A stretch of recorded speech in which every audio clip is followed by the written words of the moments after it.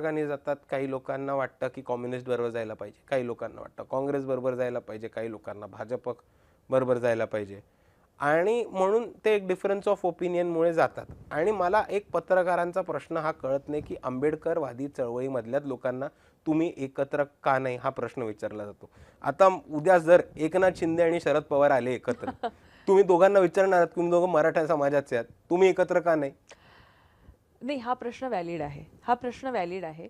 मात्र गेल्या कारण आता बघा, त्याचं त्याचं तुम्ही कारण श्रीमंत मराठा हा कॅटेगरी बघितली तर तो श्रीमंत मराठा भाजपमध्ये, काँग्रेसमध्ये, दोन्ही राष्ट्रवादी तर दोन श्रीमंत मराठात चालवतोय. आणि राष्ट्रवादी हा पक्षच मराठ्यांसाठी काढला असं स्वतः पवार साहेबांनी आणि सांगितलं एकदा. शिंदे सेनेमध्ये आणि उबाटा सेनेमध्ये पण दिसतील.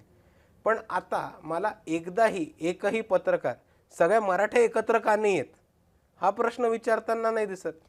उलट मराठा तर आंदोलन करतात आता आरक्षणासाठी, याच्यासाठी तर या 5 लोकांनी एकत्र आलं पाहिजे.